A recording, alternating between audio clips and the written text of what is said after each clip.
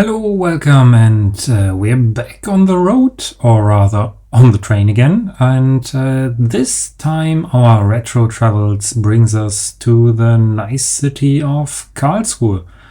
This is the beginning, no, it's actually mid-January, and the weather was pretty nice. Around Mannheim and Karlsruhe there were no snowfall, at least on the day that we arrived, but that would soon change, but we didn't know that yet.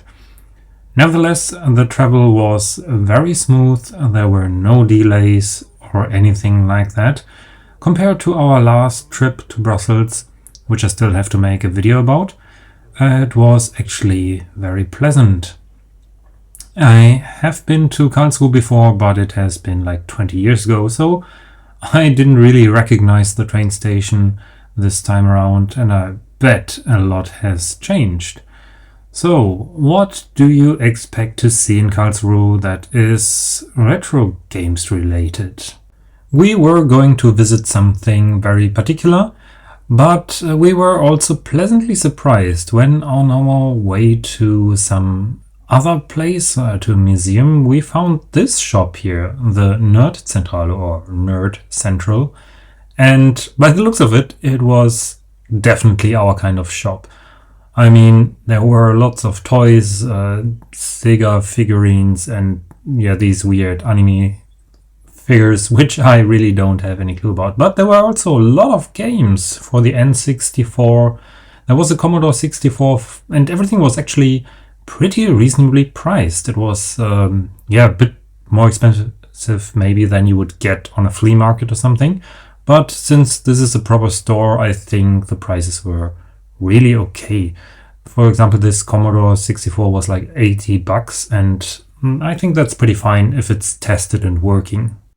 Some neat consoles were there as well, like the Atari 2600s, loads of cheap UMDs, and PlayStation and Dreamcast games. Whatever you like.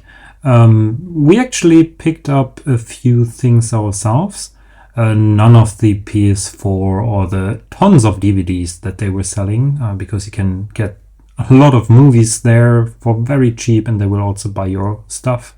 We went home with a bunch of UMDs for a friend of ours who collects PSPs, and of course the Nintendo mouse for the SNES, which can be used with Mario Paint, obviously, which we did at home, and the mouse works just fine. So afterwards we went to the Natural History Museum, which was our actual goal for that day. I can also recommend that. There's a lot of live animals there and a lot of educational stuff about nature and animals and stuff.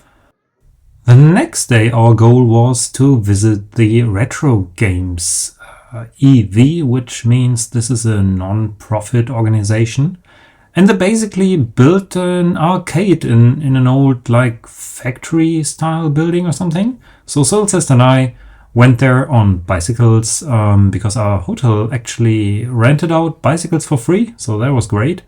And once we went inside, it was amazing. I have never seen an arcade before because they weren't a thing in Germany when I was little.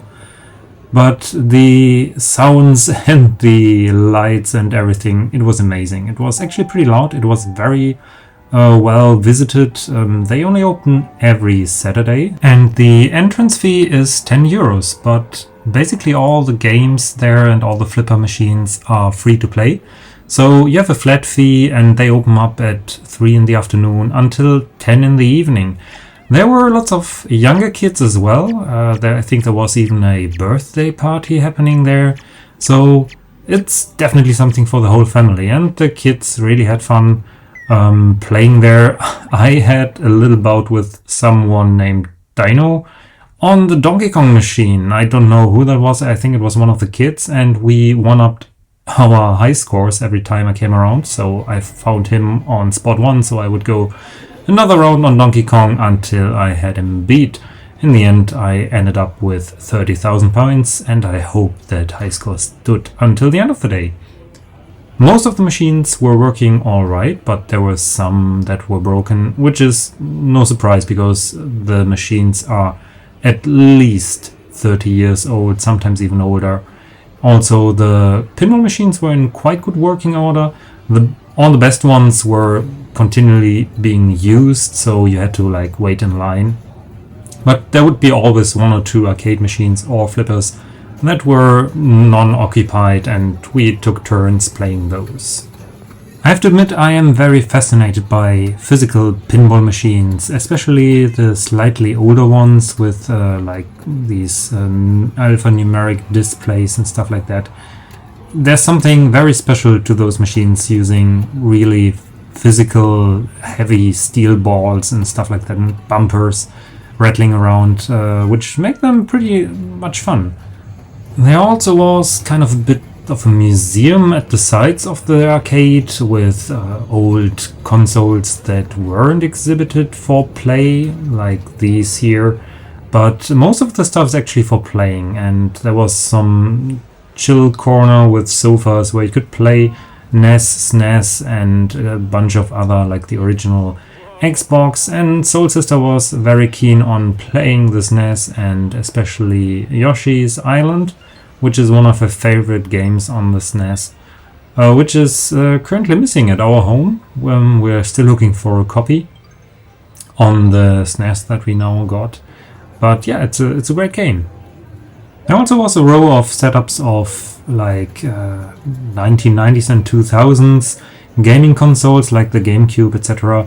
Used in setups like they did in supermarkets or electronics stores, which is probably the best way to present them here in such an arcade, because people can't break them. And yeah, I liked it very much, especially the Game Gear here tucked away. It was not functional, not sure if it actually works still.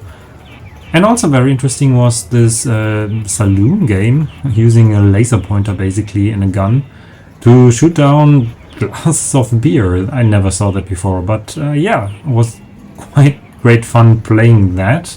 But after roughly 3 hours we decided to go. You can actually stay longer until 10 in the evening, as I said, and you can come and go as you please. You get like a stamp on your hand and you can go fetch something to eat. But that was it for us. We left the next day from Karlsruhe Hauptbahnhof, and this time there was actually snow everywhere, and the further we came to our home, the more snowy it got. Anyway, I thank you for watching. Please share, like, and subscribe as usual, and we can definitely recommend visiting the Retrogames EV arcade, which is open on every Saturday. Their homepage is linked in the video description. Entrance fee is 10 euros, which is, I think, fine, and you get a flat rate of playing everything that they have on store there. And yeah, thank you, and I hope to see you next time on our next travel or on our regular video. So bye bye!